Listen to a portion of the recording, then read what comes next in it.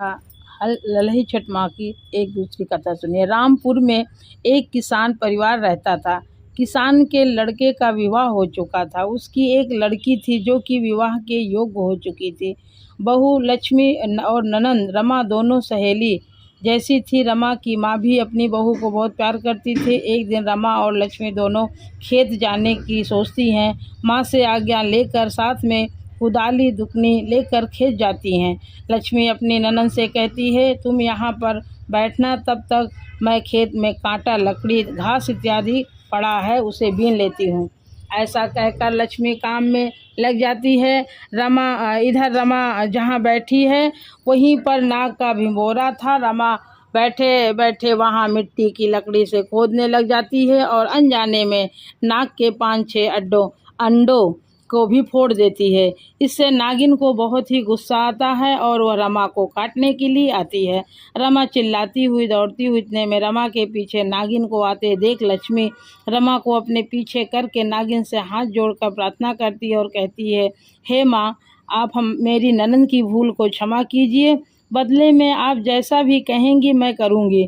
नागिन लक्ष्मी से कहती है, मेरी नंद ने मैं पूरे वंश का नाश कर दिया है, क्या तुम उसकी पूर्ति कर सकती हो? लक्ष्मी सोचती है कि मेरे तो एक ही नंद है, यदि मैं इस कुछ हो गया तो मेरी सास का क्या होगा। फिलहाल अभी इस परिस्थिति को टालना होगा। ऐसा सोचकर नागिन से कहती है, हे माँ, मैं आपके नुकसान की पूर्ति को तो नहीं कर सकती हूँ कि इसके बदले में आप जैसा कहेंगे वैसा ही करूँगी। वो वचन देकर वो वापस आ जाती है और घर में किसी को भी नहीं बताती है। समय धीरे धीरे बीतता जाता है। रमा की शादी हो जाती है और वो अपने ससुराल चली जाती है। लक्ष्मी भी अपना वचन भूल जाती है। कुछ समय बाद लक्ष्मी एक सुंदर बालक को जन्म देती है। परिवार में खुशियां मनाई जाती हैं। छठी की रात को नागिन आती है और लक्ष्मी से उसका बच्चा मांगती है। लक्ष्मी सोच में पड़ जाती है और अपना वचन याद आते ही वो अपना बच्चा नागिन को दे देती है।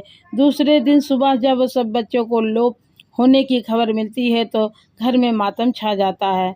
समय अपनी गति से चलता रहता है। कुछ समय बाद लक्ष्मी फिर से एक सुंदर बालक को जन्म देती है। छठी की रात को नागिन आती है और लक्ष्मी से बच्चा लेकर चली जाती है।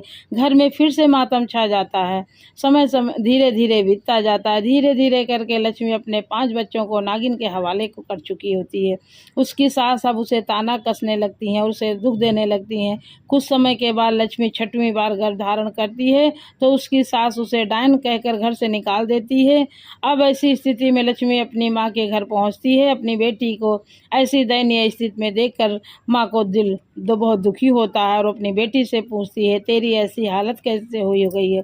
लक्ष्मी रोते सुबकते हुए अपनी पूरी कहानी अपनी माँ को बता देती है। उसकी माँ सब सुनने के बाद उसे सांत्वना देती हुई कहती हैं, तू चिंता मत कर, सुखपूर्वक यहाँ रह, धीरे धीरे सब ठीक हो जाएगा। समय आने पर लक्ष्मी एक सुंदर बेटे को जन्म देती है। छठी के दिन उसकी माँ घर के पिछवाड़े में गड्ढे खोदकर 6 मटकी गाड़ देती है और उनमें क्रमशः लाई, जवा, चना, महुआ, दूध की खीर भर कर रख देती है।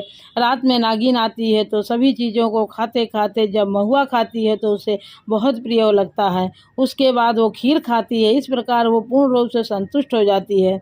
तब वो लक्ष्मी के पास आती है और कहती है, बेटी, तुम अपने धर्म और वचन को पक्की हो, मैं तुमसे बहुत प्रसन्न हूँ, तुम वरदान मांगो, जो मांगोगी मिलेगा। लक्ष्मी कहती है, माँ, यदि तुम सचमुच प्रसन्न हो, मुझे कुछ देना चाहती हो तो आप मेरी सभी संतानों को मुझसे वापस दे दीजिए। नागिन तथास्तु कहकर अंतर्धान हो जाती है। जब लक्ष्मी का ध्यान भंग होता है तो अपने सामने अपने सभी बच्चों को देखकर बहुत खुशी होती है। कुछ दिन बाद वो अपने बच्चों सहित अपने ससुराल आती है। बहू को बच्चों सहित देखकर सास को बहुत आश्चर्य होता है। लक्ष्मी अपनी सास को पूरी कहानी बताती है और जो सास उससे माफ़ी मांगती है। घर फिर में खुशियाँ मनाई जाती हैं। इस प्रकार लक्ष्मी के घर में पूर्ण रूप से सुख शांति स्थापित हो जाती है। बोलो ललही छठ मैया की जय।